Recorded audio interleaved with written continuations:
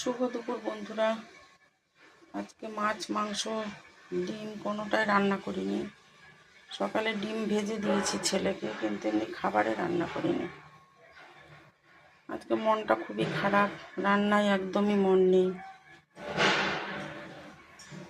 তাও তো খেতে হবে, বলো, রান্না তো করতেই হবে।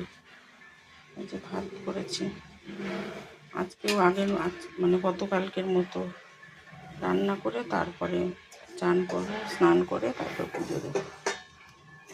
যে এখানে একটু মুসুর ডাল করেছি টমেটো দিয়ে। তোমরা সকলে এখন জেনে গেছো আমার ছেলে শুকনো খেতে পারে না, আমি খাই শুকনো।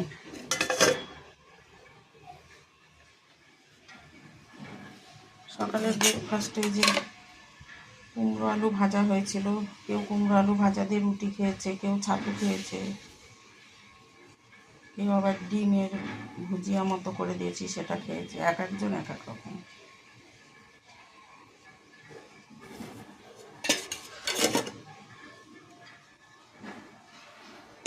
উচ্ছে কুমড়ো ভাজা, এটা ভীষণ ভালো লাগে খেতে, খুবই পছন্দ করি আমরা খেতে।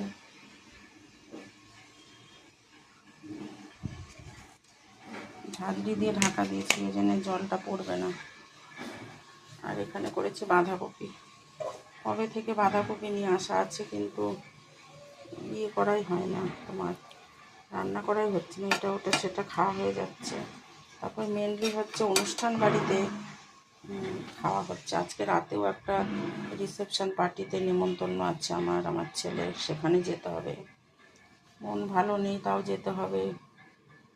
সব কিছুই তো মেনটেন করতে হয়। এখানে বাঁধাকপি করেছি আলু দিয়ে, টমেটো দিয়ে আর কড়াইশুঁটি দিয়ে। জিরে গুঁড়ো ধনে গুঁড়ো দিয়েছি। টমেটোটাকে আগে নুন হলুদ দিয়ে খুব ভালো করে তেলের সঙ্গে মিশিয়ে নিয়েছি। তারপরে সেদ্ধ করে নিয়েছি একটু বাঁধাকপিটা। যখন একদম শুকিয়ে গেছে তখন তোমার দিয়ে দিয়েছি ঘি, গরম মশলা, রোস্টেড মশলাও দিয়েছি। গরম মশলা বলতে সেই সব রকমের মশলা করা, হোমমেড। নিরামিষ আইটেমগুলো কেমন লাগলো তোমাদের অবশ্যই লাইক কমেন্ট করে জানিও।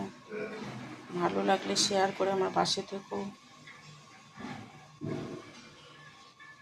মন খারাপের কারণটা আমি